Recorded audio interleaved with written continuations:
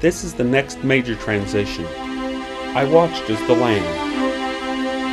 John is still in heaven, the same place where he was at the end of chapter 5. The elders, representing all believers throughout all the ages, have laid their crowns at the feet of him who sits on the throne, chapter 4, verse 10. The Lamb is worthy to open the scroll, and it is time to open the scroll. When the first seal is opened, one of the living creatures says, "The scriptures do not tell us which of the living creatures spoke. It does not matter. They are equal."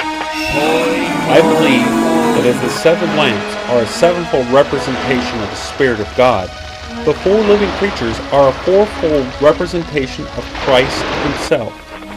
Each one has a different emphasis. While Christ himself is worshipped, he leads the redeemed of all the ages as our great high priest in the worship of the Father. The voice like thunder not only grabbed attention, but also made everyone who heard responsible. "Come" is not a polite request, but a military command. John, representing the entire church, had the responsibility to observe and understand what God would do next.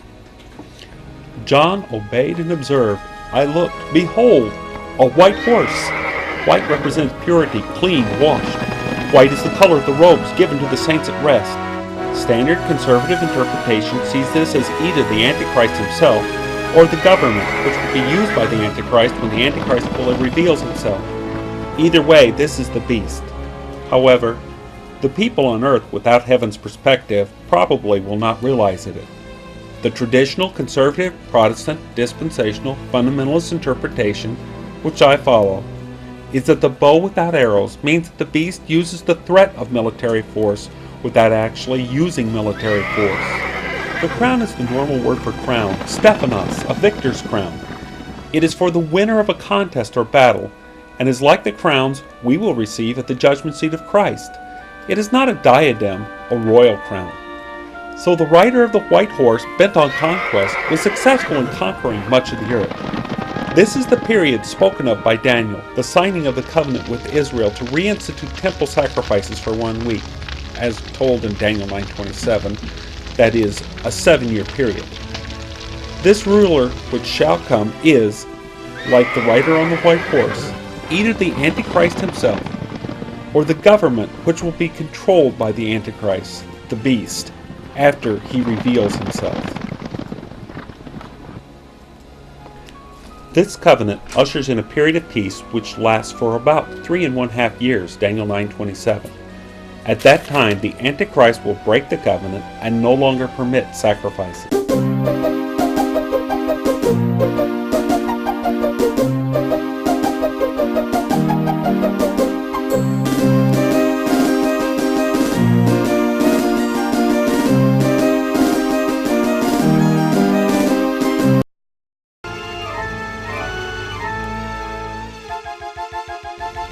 This ushers in the period of the red horse. The living creature issuing this command is the second living creature, which, I am assuming based upon the order of the Gospels, has the face of an ox. Since I do not believe that anyone on earth will be aware of the actual opening of the seals, the command to John to come is for the believers in heaven to observe the events on earth. Neither do I believe that anyone on earth will see a physical, material, fiery red horse. The rider on the fiery red horse was given power to take peace from the earth. We do not know when this rider goes forth, but in Daniel 9:27 we are told that in the middle of the week the Antichrist will put an end to sacrifices and set up the abomination which causes desolation, which ends the covenant that begins the 70th week. Most commentators believe that this fiery red horse is in the middle of the week recorded by Daniel. This assumes that the end of sacrifices causes the end of the Antichrist's peace. I personally believe that this taking of peace from the earth is the breakdown of governmental authority. Anarchy, not war. I believe that this will be going on throughout the first part of the tribulation. Perhaps the rising anarchy will even be the cause of the Antichrist breaking the covenant. That I do not know. but I am certain that the writer's large sword, which symbolizes men slaying each other, is crime, riots, and other results of anarchy, not war, and begins much earlier than the middle of the tribulation. The sword throughout the scriptures represents men killing each other.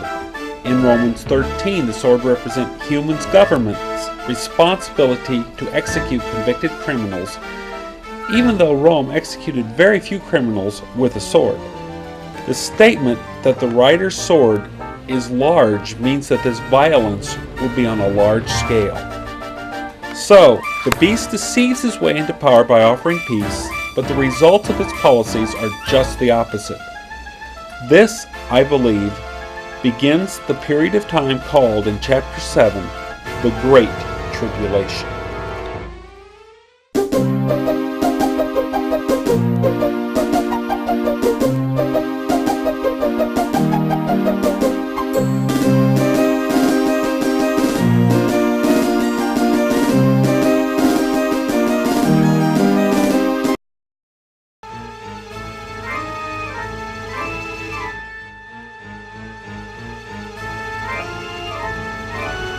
Assuming the living creatures came in the order that the Gospels appear, the first living creature was like a lion, the second like an ox, and the third had the face of a man. While the living creatures, beasts in the King James Version, was like a lion, ox, and eagle, each had the appearance of a lion, ox, and eagle respectively, with 6 wings and covered with eyes. This third living creature is said to have the face of a man, chapter 4, verse 7. This implies that he had the body of some kind of beast and not the body of a man. This third living creature now tells John to come. When the Lamb opens the third seal, John sees a black horse. Black is first mentioned in Genesis chapter 1, verse 2, where the word darkness can be translated black. The scales represent commerce, but not just any commerce. Everywhere else in the Word of God, this word, which is translated scales here, is translated yoke. The entire economy of the world is yoked together, even today. This horse represents a breakdown in the ability to be yoked together, probably because of the anarchy of the second seal. Because of the breakdown in the money supply, transportation, trust, etc., material want will come to the earth, and the basic necessities, represented by the wheat, which is the middle class, and the barley, the food of the poor, will become very expensive. However, the oil and the wine, representing the rich, will not be touched.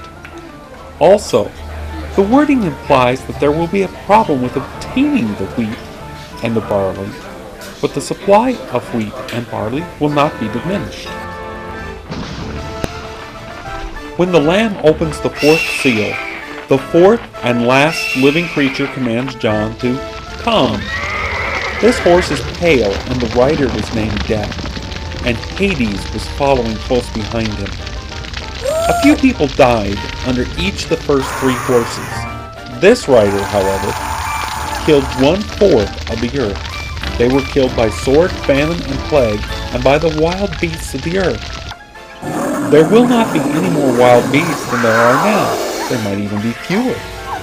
The anarchy caused by the second seal and the breakdown in commerce causing material want causes more anarchy and organized raids, which cause famine and plague. People will be unable to defend themselves against wild beasts, and the wild beasts will be driven by hunger and the great number of human carcasses to attack people.